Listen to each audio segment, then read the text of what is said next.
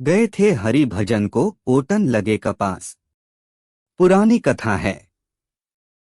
एक खोजी ने विष्णु जी को खोजते खोजते एक दिन पा लिया। चरण पकड़ लिए।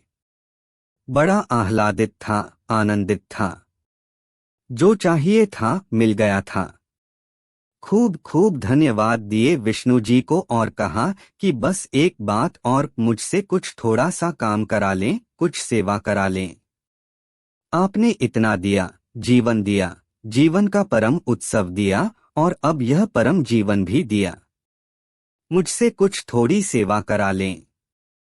मुझे ऐसा न लगे कि मैं आपके लिए कुछ भी न कर पाया। आपने इतना किया, मुझे थोड़ा सा सौभाग्य दे दें।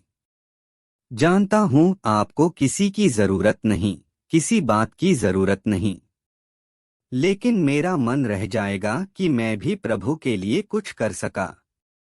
विष्णु जी ने कहा, कर सकोगे। करना बहुत कठिन होगा। मगर भक्त जिद अड़ गया।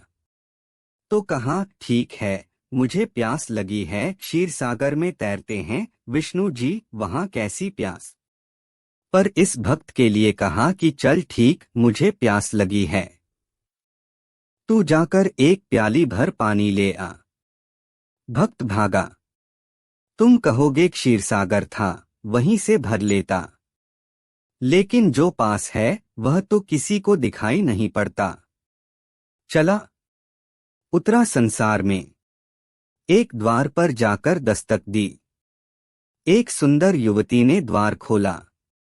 उस भक्त ने कहा कि देवी, मुझे एक प्याली भर शीतल जल मिल जाए।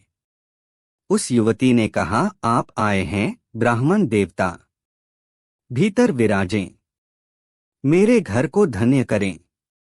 ऐसे बाहर बाहर से न चले जाएं। फिर मेरे पिता भी बाहर गए हैं, मैं घर में अकेली हूं। वे आएंगे तो बहुत नाराज होंगे कि ब्राह्मण देवता आए और तूने बाहर से भेज दिया। नहीं नहीं, आप भीतर आएं। एक क्षण को तो ब्राह्मण देवता डरे। युवती है, सुंदर है, अति सुंदर, ऐसी सुंदर स्त्री नहीं देखी। विष्णु जी भी एक क्षण को फीके मालूम पड़ने लगे।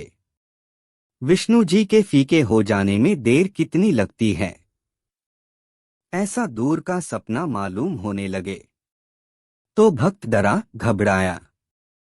घबराया इसीलिए कि विष्णु एक क्षण को भूलने ही लगे। आवाज दूर से दूर होने लगी। उसने कहा कि नहीं नहीं। माथे पर पसीना आ गया। लेकिन युवती तो मानी न। उसने हाथ ही पकड़ लिया ब्राह्मण देवता का कि आप आए भीतर, ऐसे न जाने दूंगी। उसके हाथ का पकड़ना ब्राह्मण देवता के विष्णु जी बिल्कुल विलीन हो गए। वह भीतर ले गई। उसने कहा, जल तो आप ले जाएंगे, लेकिन पहले स्वयं तो जलपान कर लें। तो नाश्ता करवाया, पानी पिलाया। एकांत, उस युवती का सौंदर्य, उस युवती का भाग भाग कर ब्राह्मण देवता की सेवा करना। विष्णु जी धीरे धीरे स्मृति से उतर गए।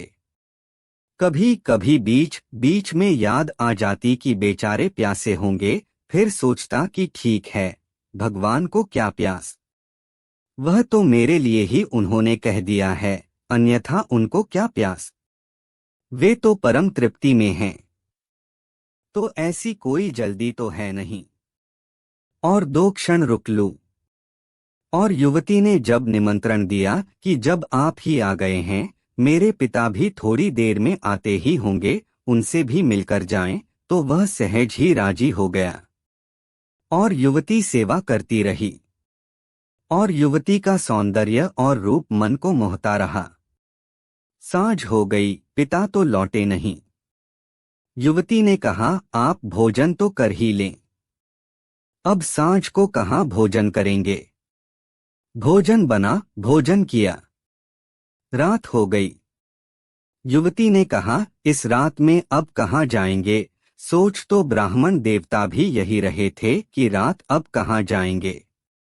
सुबह सुबह भोर होते ब्रह्म मुहूर्त में निकल जाना राजी हो गए। फिर तो वर्षों बीत गए, फिर वह वहां से निकले नहीं। ब्राह्मण देवता रुके सो रुके। फिर उनके बेटे हुए, बेटियां हुईं, बड़ा फैलाव हो गया। कोई 50-60 साल बीत गए, बेटों के बेटे हो गए। तब गांव में बाढ़ आई, भयंकर बाढ़ आई। ब्राह्मण देवता बूढ़े हो गए हैं, लेकर अपने बच्चों को, नाती पोतों को किसी तरह बाढ़ से निकलने की कोशिश कर रहे हैं। सारा गांव डूबा जा रहा है। भयंकर बाढ़ है, ऐसी कभी न देखी न सुनी। जैसे बाढ़ में से जा रहे हैं बचाकर, पत्नी बह गई। पत्नी को बचाने दौड़े तो जिस बच्चे का हाथ पकड़ा था, उसका हाथ छूट गया। उस किनारे पहुंचते पहुंचते सारा परिवार विलीन हो गया बाढ़ में। उस किनारे एक पत्थर की चट्टान पर ब्राह्मण देवता खड़े हैं और बाढ़ की एक बड़ी उत्तुंग लहर आती है। उत्तुंग लहर पर आते हैं विष्णु जी बैठे हुए और कहते हैं, मैं प्यासा ही हूं, तुम अभी तक पानी नहीं लाए। मैंने तुमसे पहले ही कहा था, तुम न कर सकोगे क्योंकि तुम संसार छोड़कर भागे थे।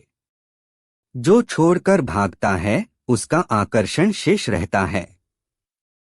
यह कथा बड़ी प्यारी है, क्योंकि तुम संसार छोड़कर भागे थे, संसार से जागकर ऊपर नहीं उठे थे। संसार की तरफ आंख बंद करके भागे थे, तो छोटे से काम के लिए भी संसार में जाओगे तो उलझ जाओगे। लेने गए थे जल और सारा संसार बस गया। गए थे हरि भजन को, ओटन लगे कपास। फिर जब कोई कपास ओटता है तो ओटता ही चला जाता है। कपास का ओटना ऐसा है, कभी पूरा नहीं होता। जय श्री कृष्णा। राधे राधे।